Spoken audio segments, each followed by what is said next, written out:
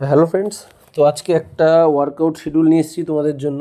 অনেকেই আছো যে ব্যাকের সাইজ কি করলে বড় হবে সেরকম কিছু ওয়ার্কআউট জানতে চাও বা করতে চাও। তো যদিও সেমন কিছু হয় না, তো তার মধ্যে কিছু কিছু ওয়ার্কআউট হয় যেগুলো করলে ব্যাকের থিকনেস বা ব্যাকের সাইজ একটু গেনিং হয়। তো ওয়ার্কআউট দেখো, তো ফার্স্ট শুভদীপদার সাথে মারছিলাম আজকে ওয়ার্কআউট।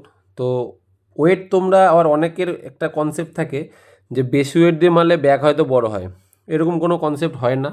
তুমি প্রপার টেকনিক আর প্রপার পোস্চারে মারতে পারলে ব্যাক বড় হবে। এবার তার মধ্যে ব্যাকের কিছু কিছু হেড আছে যেগুলো একদিন একটা টার্গেট করে মারা উচিত, যেমন long head, short head, middle back. তো আজকে আমরা মিডিল ব্যাকটাই বেশি টার্গেট করেছিলাম। আর তোমরা এরকমভাবে ওয়ার্কআউটটা শিডিউল করবে যে ব্যাকের প্রত্যেকটা মাসেলকে একদিনে ট্রেন করা সম্ভব না, মানে বেশি করে। তো কোনো একদিন লং হেড টার্গেট রাখবে, কোনো একদিন ট্র্যাপস দিয়ে ব্যাক টার্গেট রাখবে, কোনো একদিন মিডিল ব্যাক টার্গেট রাখবে। এইভাবে ওয়ার্কআউট শিডিউলটা তোমরা বানাবে, তাহলে ব্যাকের গ্রোথ দেখতে হবে। কারণ আমি বেশিরভাগই দেখি যারা নর্মালি জিমে এসে ওয়ার্কআউট করে, ব্যাকের যত এক্সারসাইজ হয় সব করতে থাকে।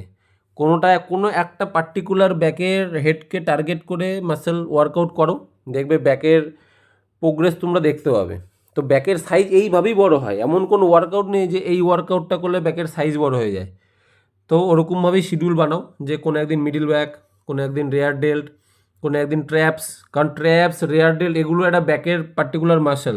যদিও তোমরা ভাবো যে শোল্ডারের জয়েন্টে থাকে, বাট মানে ব্যাকের সাইজ বড় করতে গেলে এই মাসেলগুলোকেও প্রায়োরিটি দেওয়া উচিত, যেটা অনেকেই দেয় না। ব্যাক মানে ভাবে ল্যাট pull down, seated rowing, single hand, এসব মেরেই ব্যাকের সাইজ বড় হয়।